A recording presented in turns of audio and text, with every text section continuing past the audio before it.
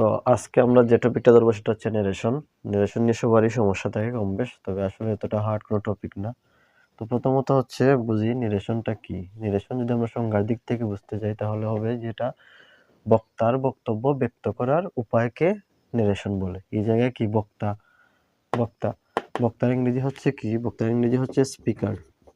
ঠিক আছে, তো স্পিকার যে কথাটা বলবে বা যে বলবে বক্তব্যটা দিবে, এইটার যে পদ্ধতিতে প্রকাশ করা হয় ব্যক্ত করা হয়, তার অভিব্যক্তিটা যে পদ্ধতিতে প্রকাশ করা হয় সেটি হচ্ছে নেরেশন। আমি সহজভাবে বোঝানোর চেষ্টা করব। তো প্রথমত কি যে বক্তার বক্তব্যটা ব্যক্ত করার উপায়কে হচ্ছে কি নেরেশন বলে। ওকে, তো আমরা যদি বুঝতে চাই নেরেশন কত প্রকার, তো নেরেশন নেরেশন হচ্ছে সাধারণত দুই প্রকার। নেরেশন হচ্ছে দুই প্রকার। একটা হচ্ছে ডাইরেক্ট আর একটা হচ্ছে ইনডাইরেক্ট। ঠিক আছে, ডাইরেক্ট যেটা সেটার বাংলা হচ্ছে আসলে প্রত্যক্ষ, অর্থাৎ যদি প্রত্যক্ষে বাংলায় যা হচ্ছে একটা সরাসরি বোঝায়। ঠিক আছে, যদি একজন ব্যক্তি তার কথাগুলোকে সরাসরিভাবে বোঝাতে চেষ্টা করে বা বোঝায়, এক্ষেত্রে সেটাকে হচ্ছে কি ডাইরেক্ট। আর ইনডাইরেক্টের বাংলা হচ্ছে পরোক্ষভাবে। ঠিক আছে, পরোক্ষভাবে। তো এক্ষেত্রে আসলে একটু ঘুরিয়ে বলা হয় অন্যভাবে। তো আমরা ডাইরেক্ট চিনার উপায় হচ্ছে এই একটা চিহ্ন, এইরকম একটা চিহ্ন। এই চিহ্নটার নাম হচ্ছে কি ইনভার্টেড কমা। Inverted comma.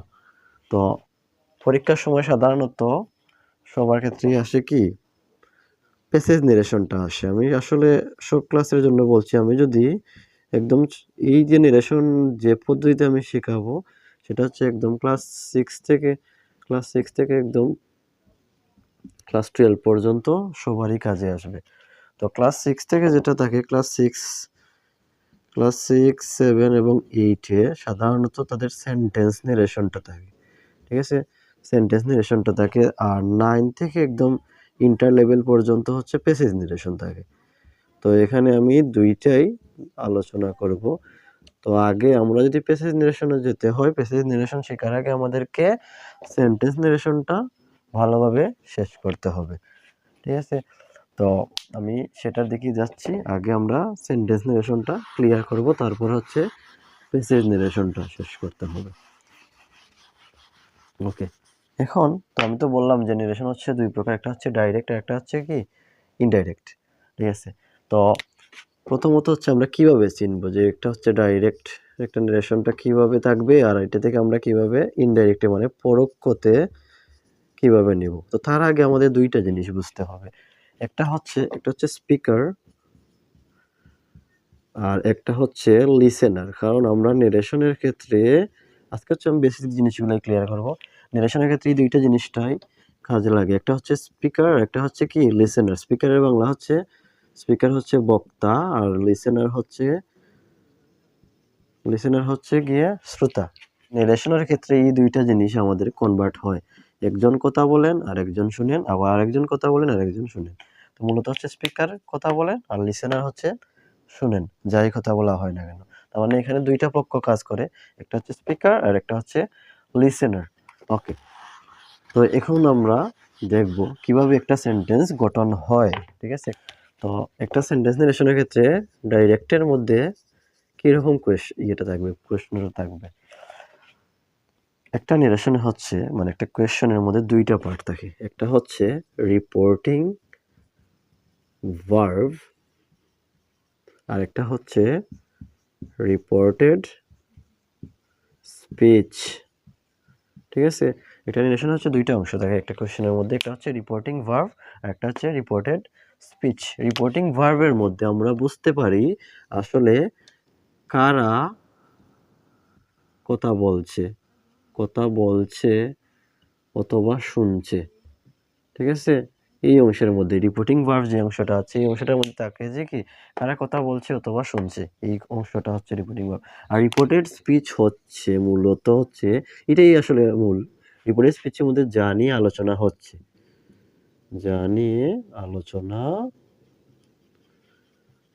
হচ্ছে। ধরুন একজন ব্যক্তি বলল যে আই ইট রাইস, ঠিক আছে, আই ইট রাইস। তো সাধারণত যদি আমরা মনে করি যে একজন ব্যক্তি যে সে আমাকে বলেছিল, যদি সে বলে তার মানে কি হবে, হি সেইড টু মি।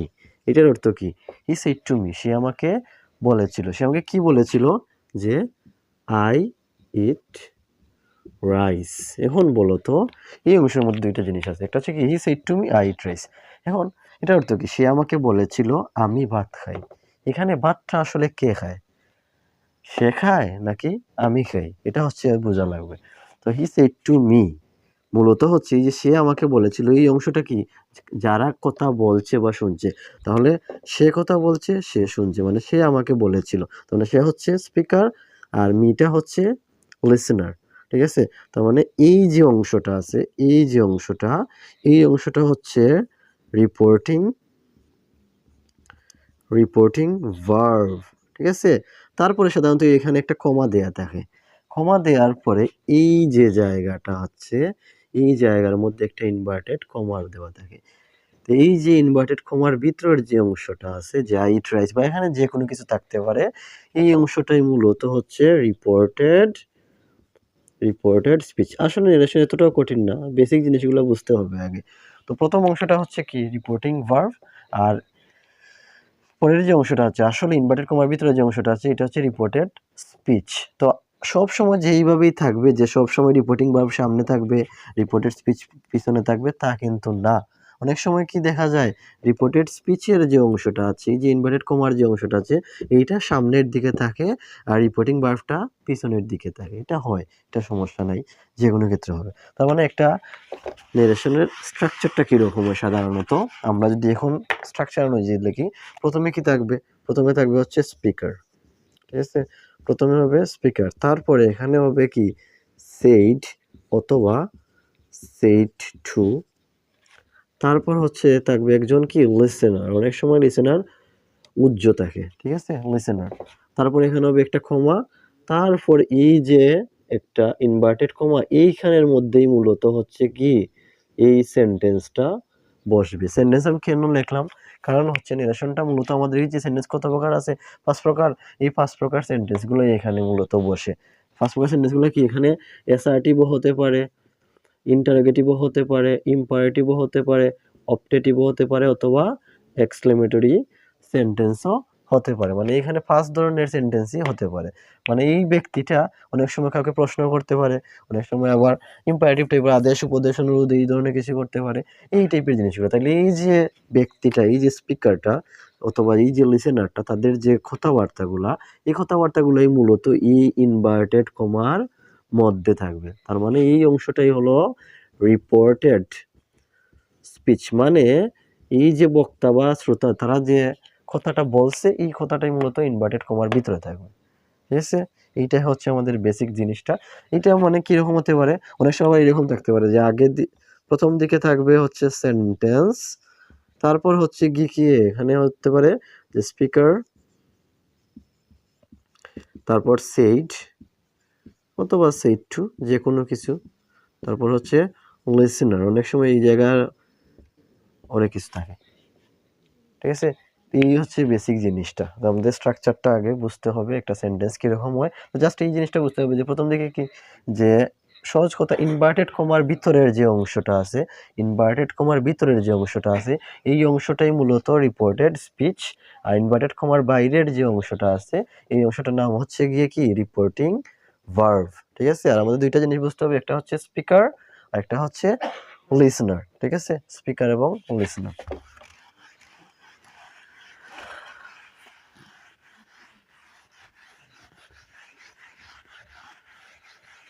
ওকে, গেল একটা বিষয়।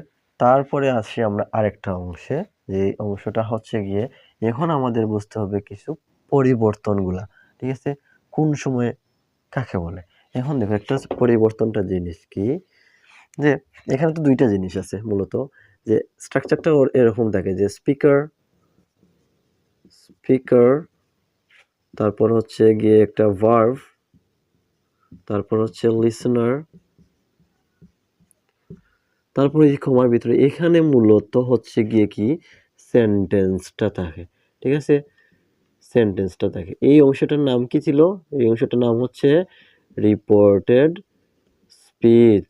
এই অংশটার নাম হচ্ছে রিপোর্টেড স্পিচ, আর এই অংশটার নাম হচ্ছে গিয়ে কি রিপোর্টিং ভার্ব। তো মূল কথায় আসি, আমরা এখন একটা পরিবর্তন দেখব। পরিবর্তনটা কি? এই যে অংশটা, এই অংশটা আসলে কে কাকে বলছে? মনে করো এই যে এক একটা অংশ লিখলাম যে he said to me, he said to me I eat rice. তাহলে he said to me I eat rice, সে আমাকে বলেছিল আমি ভাত খাই। এখন মূলত এই ভাতটা কে খায়? সে খায় নাকি আমি খাই? এইটা আমরা আসলে বুঝবো কিরকম? অথবা এখানে লেখা থাকলো যে ইউ ইট রাইস, তুমি ভাত খাও। এই আসলে এই আমিটা কে? যে সে নাকি আমি, মিটা মানে হি নাকি মি, এই জিনিসটা আমাদেরকে বুঝতে হবে। অথবা এখানে হয়তো উই থাকতে পারে অথবা দে থাকতে পারে। আসলে কাকে বোঝাচ্ছে? আমার মূল কথাটা হচ্ছে এটা আসলে স্পিকারকে বোঝাচ্ছে নাকি লিসনারকে বোঝাচ্ছে? এটা বুঝতে হলে আমাদের একটা স্ট্রাকচার মনে রাখতে হবে, ঠিক আছে? তো স্ট্রাকচারটা কি মূলত আমি একটু যদি বলে দিই। প্রথম জিনিসটা হচ্ছে যে এই যে অংশটা আছে রিপোর্ট, এটার নাম কি ছিল? Reported speech. হ্যাঁ, তো রিপোর্টেড স্পিচ এর সাবজেক্ট, ঠিক আছে, মানে এখানে যে সাবজেক্টটা থাকবে, যে কর্তাটা থাকবে, সাবজেক্ট যদি ফার্স্ট পারসন হয়, কি হয়? First person. তো ফার্স্ট পারসন কোনগুলা? ফার্স্ট পারসন হচ্ছে আই আর উই। সাধারণত ফার্স্ট পারসন যদি হয়, রিপোর্টেড স্পিচের সাবজেক্টটা যদি ফার্স্ট পারসন হয়, তাহলে তা কি হবে?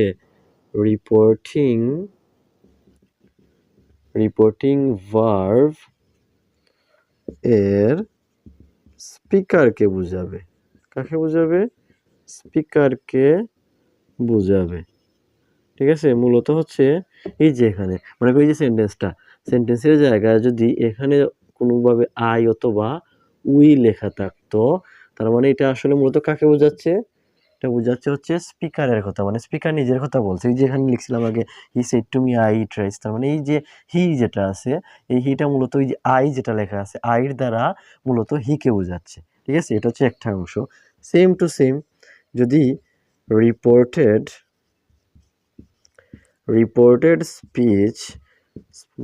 স্পিচের সাবজেক্ট যদি সেকেন্ড পারসন হয়, যদি কি হয়? Second person. তো আমরা জানি সাধারণত সেকেন্ড পারসনটা কোনটা? সেকেন্ড পারসন হচ্ছে ইউ, ঠিক আছে? তো রিপোর্টেড স্পিচের সাবজেক্ট যদি সেকেন্ড পারসন হয়, তাহলে তা লিসেনারকে বোঝায়। কাকে বোঝায়? লিসেনারকে বোঝায়, ঠিক আছে? লিসেনারকে বোঝাবে। তার মানে এখানে যদি কোনো কারণে ইউ লেখা থাকে, তার মানে ইউটার দ্বারা কাকে বোঝাবে? ইউর দ্বারা হচ্ছে লিসেনারকে বোঝাবে। আর এখানে যদি আই অথবা উই থাকে, তার মানে স্পিকারকে বোঝাচ্ছে, আর ইউ থাকলে লিসেনারকে বোঝাচ্ছে। অন্য ক্ষেত্রে আর পরিবর্তন নেই। মূল কথাটা হচ্ছে অন্য ক্ষেত্রে পরিবর্তন নেই, মানে যা আছে তাই থাকবে, আর সাবজেক্ট পরিবর্তন করতে হবে না, পরিবর্তন নেই, ঠিক আছে? একদম বেসিক একটা জিনিস যে রিপোর্টেড স্পিচের সাবজেক্ট, মানে রিপোর্টেড স্পিচ বলতে কি ইনভার্টেড কমার ভিতরে যদি ফার্স্ট পারসন কি আই আর উই, আই অথবা উই যে কোনো এক্সট্রা যদি থাকে, তাহলে তা স্পিকারকে বোঝাবে। আর যদি সেকেন্ড পারসন থাকে, সেকেন্ড পারসন হচ্ছে কি ইউ, যদি ইউ থাকে তাহলে তা লিসেনারকে বোঝাবে, ঠিক আছে? আর এছাড়া বাকি ক্ষেত্রে মনে করো থার্ড পারসন যদি থাকে, এক্ষেত্রে থার্ড পারসন যা আছে তাই থাকবে, এখানে আর কোনো কিছু পরিবর্তন করে লিখতে হবে না, ঠিক আছে? এটা স্ট্রাকচার হিসেবে তুলে নিতে পারো, সহজে মনে রাখতে পারো, ঠিক আছে? গেল আমাদের বিষয়টা।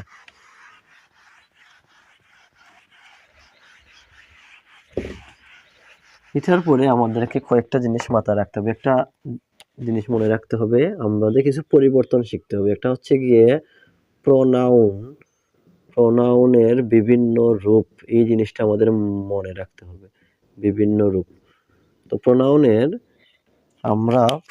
3টা রূপ মনে রাখতে হবে। আমাদের প্রোনাউনের 3টা রূপ মনে রাখতে হবে। এই ক্ষেত্রে মানে নির্দেশনের ক্ষেত্রে আমাদের কাজে লাগবে। এই 3টা রূপ হচ্ছে, একটা হচ্ছে সাবজেক্ট, এটাকে বলে সাবজেক্টিভ, একটা হচ্ছে অবজেক্টিভ ফর্ম, আর একটা হচ্ছে পসেসিভ ফর্ম। ঠিক আছে, এই 3টা ফর্ম আমাদের মনে রাখতে হবে, কারণ এগুলো লাগবে আমাদের। একটা হচ্ছে আই। আচ্ছা, আমি আগে দিয়ে দিই। টোটাল আমাদের 7টা প্রোনাউনের পরিবর্তনটা আমাদেরকে জানতে হবে। ঠিক আছে,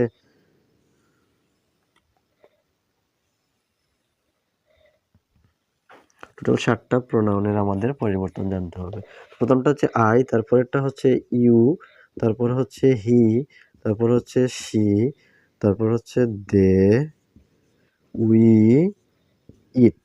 ঠিক আছে, তো যেটা আই হচ্ছে সাবজেক্ট, তো এটার অবজেক্ট হচ্ছে গিয়ে মি, আর পসেসিভ হচ্ছে মাই। এটা আমাদের লাগবে জানা, আই, মি, মাই, এগুলো অনেক বেসিক জিনিস।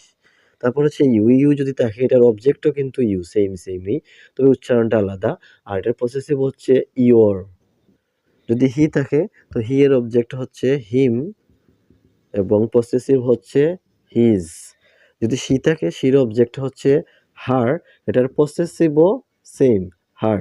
দে থাকলে দের অবজেক্ট হচ্ছে দেম এবং পসেসিভ হচ্ছে দেয়ার। উই থাকলে উইর অবজেক্ট হচ্ছে আস, পসেসিভ হচ্ছে আওয়ার। ইটের অবজেক্টও ইট এবং পসেসিভ হচ্ছে ইটস। ঠিক আছে, তো এই বক্সটা আমাদের লাগবে। এটা অর্থটা হচ্ছে কি, আই অর্থ আমি, মি অর্থ আমাকে, মাই অর্থ আমার, এই টাইপের বাকিগুলো আছে। তুমি তোমাকে তোমার, সে তাকে তার, সে তাকে তার, তাহারা তাহাদেরকে তাহাদের, আমরা আমাদেরকে আমাদের, ইহা ইহাকে ইহার, এই ধরনের। তার মানে এই বক্সটা আমাদের লাগবে। আরেকটা বক্স লাগবে, এটা উঠে নিতে পারো।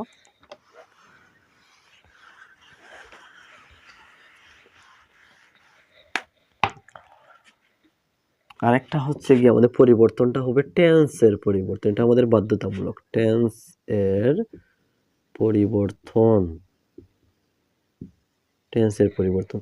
তো টেন্সের পরিবর্তনটা আমাদের বাধ্যতামূলকভাবেই আমাদেরকে জানতে হবে।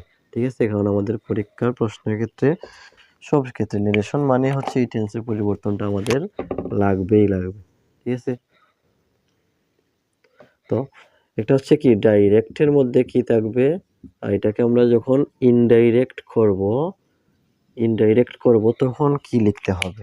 ঠিক আছে, তো যখন আমাদের এখানে প্রশ্নের মধ্যে মানে ডাইরেক্টের মধ্যে যদি ভার্ব ওয়ান দেয়া থাকে, ভার্ব ওয়ান তো আশা করি সবাই জানে, ভার্বের প্রেজেন্ট ফর্ম, যদি ভার্ব ওয়ান দেয়া থাকে, তো সেটাকে ইনডাইরেক্ট করতে হলে সব সময় প্যাসেজের মধ্যে কোনো জায়গায় যদি ভার্ব ওয়ান দেয়া থাকে প্রেজেন্টেশনের ক্ষেত্রে, সেটাকে হচ্ছে ভার্ব টুতে লিখতে হবে, পরিবর্তন হবে, মানে প্রেজেন্ট থেকে পাস্টে যাবে। ঠিক আছে, ওকে। যদি কোনো জায়গায় এম, ইজ অথবা আর লেখা থাকে, তাইলে এই জায়গায় বসবে ওয়াজ অথবা ওয়ার।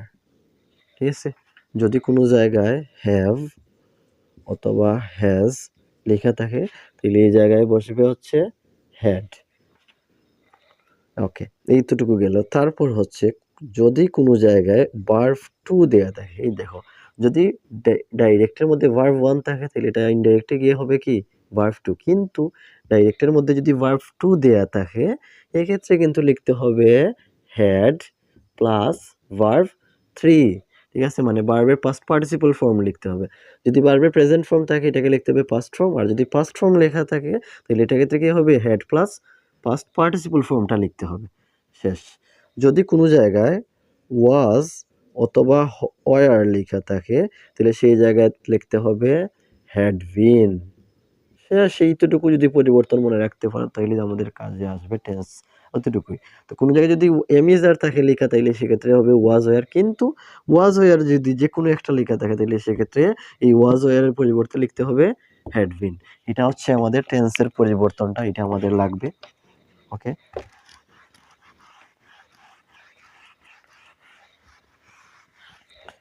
তারপর হচ্ছে আমাদের কিছু ওয়ার্ড অথবা অক্সিলিয়ারি ভার্ব অথবা যদি আমরা মডাল অক্সিলিয়ারি ভার্বগুলোকে যদি দেখি, কিছু এগুলার মডাল অক্সিলিয়ারি এর পরিবর্তনটা আমরা একটু দেখব। পরিবর্তন, ঠিক আছে, মানে কিছু ওয়ার্ড আছে, যে ওয়ার্ডগুলো আমার সেন্টেন্সের মধ্যে লেখা থাকলে আমাদের এটা পরিবর্তন করতে হবে, ঠিক আছে? ডাইরেক্টের মধ্যে একটা ওয়ার্ড থাকলে ইনডাইরেক্টে গিয়ে আরেকটা লিখতে হয়। তো প্রথম যে ওয়ার্ডটা আসে সেটা হচ্ছে যদি কোনো জায়গায় টুডে লেখা থাকে, টুডে টুডে থাকলে সেই জায়গায় লিখতে হবে দ্যাট ডে, ঠিক আছে? That day. যদি কোনো জায়গায় দিস লেখা থাকে তাহলে সেই জায়গায় লিখতে হবে দ্যাট। আর যদি লেখা থাকে দিস, THESE দিস, তাহলে সেই জায়গায় লিখতে হবে দোজ।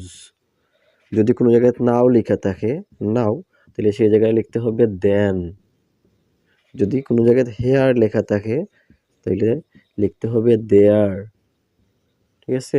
হেয়ার থাকলে দেয়ার। ওকে, এখন যদি কোনো জায়গায় থাকে যে টুমোরো, যদি টুমোরো লেখা থাকে তাহলে সেই জায়গায় লিখতে হবে the next day, the next day. যদি ইয়েস্টারডে লেখা থাকে, যদি ইয়েস্টারডে লেখা থাকে তাহলে হচ্ছে লিখতে হবে the previous day, the previous day, ঠিক আছে? টুমোরো থাকলে দ্য নেক্সট ডে আর ইয়েস্টারডে থাকলে দ্য প্রিভিয়াস ডে। আরেকটা ওয়ার্ড আছে, যদি এটা হচ্ছে আমাদের ওয়ার্ডগুলা, ঠিক আছে? ওকে, এগুলো আমি মিটাই। খারাপ থাকলে খাতায় লিখতে পারে যে টুডে থাকলে দ্যাট ডে, দিস থাকলে দ্যাট, দিস থাকলে দোজ, নাও থাকলে দেন, হেয়ার থাকলে দেয়ার, টুমোরো থাকলে দ্য নেক্সট ডে, ইয়েস্টারডে থাকলে দ্য প্রিভিয়াস ডে। মিটাইলাম আমি। তারপরে কয়েকটা ওয়ার্ড আছে। মনে করো কোনো জায়গায় যদি ক্যান লেখা থাকে, ক্যানের পরিবর্তে লিখতে হবে কুড। এগুলো আশা করি জানো। যদি মেয়ে লেখা থাকে মেয়ের পরিবর্তে হবে মাইট।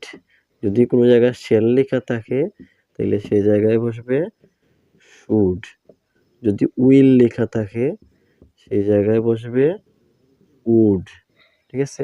যদি মাস্ট লেখা থাকে সেই জায়গায় একটু চেঞ্জ হবে, লিখতে হবে হ্যাড টু, ঠিক আছে? এইটা যে বিষয়টা। আরেকটা মনে রাখতে হবে যে মডাল অক্সিলিয়ারি ভার্ব এর পর সর্বদা ভার্ব ওয়ান লিখতে হয়, ঠিক আছে? এই লাইনটা আমি লিখে রাখছি কারণ পরবর্তীতে লিখতে হয়। তো কোনো জায়গায় যদি পরিবর্তন করে, মনে করো একটা সেন্টেন্স হচ্ছে লিখলাম যে আই ক্যান গো। এই দেখো এখানে ক্যান লেখা আছে, আবার গো হইলো ভার্ব ওয়ান। তো আমি একটু আগে লিখছিলাম যে যদি কোনো জায়গায় ভার্ব ওয়ান লেখা থাকে তাহলে এটা শেষ। এখন যদি আমি একটা বিষয় বুঝাই, মনে করো আমি আই লিখলাম, ক্যান থাকলে কি হবে? কুড লিখলাম। ক্যানের পরিবর্তে এখানে কি লিখছি আমি? ক্যান থাকলে কুড। আবারও লিখছিলাম যে যদি সেন্টেন্সে ভার্ব ওয়ান থাকে তাহলে কি হবে? Verb two. এবং তুমি যদি গো এর জায়গায় যদি ওয়ান্ট লিখে ফেলো তাহলে কিন্তু সেন্টেন্সটা ভুল, ঠিক আছে? তো আমাদের কিছু জিনিস মনে রাখতে হবে যে ক্যানটা হচ্ছে একটা মডাল অক্সিলিয়ারি ভার্ব। তো আমি বলছিলাম যে মডাল অক্সিলিয়ারি ভার্বের পর সর্বদা কি হবে? ভার্ব ওয়ানই হবে। তার মানে এটার পরে যে ওয়ার্ডটা থাকবে সেটাকে আর পরিবর্তন করতে হবে না। মানে এই যে এখানে যে কিছু ওয়ার্ড আছে, এই ওয়ার্ডের পরে এই যে ওয়ার্ডগুলো আছে এই ওয়ার্ডের পরে সর্বদা ভার্ব ওয়ান লিখবে, ঠিক আছে? Can, could, may, might, shall, should, will, would, must, had to, এই ধরনের ওয়ার্ড সবগুলার পিছনে সর্বদা ভার্ব ওয়ান থাকবে। তার মানে এখানে আর কোনো পরিবর্তন করতে হবে না। এখানে আনসারটা হবে যেরকম আছে এরকমই, যে আই কুড গো, ঠিক আছে? এটা হচ্ছে তোমাদের বেসিক যে ধারণাগুলা। পরবর্তী ক্লাসে আরো বাকিগুলো আরো অনেকগুলো জিনিস বাকি রয়েছে এখনো। মনে করেন যে সেন্টেন্স সম্পর্কে ধারণা দিতে হবে। সেন্টেন্স, এটা হচ্ছে একটা পার্ট ওয়ান। বাকি অংশটা আমি আবার নেক্সট ক্লাসে ভালো করে বুঝিয়ে দেবো।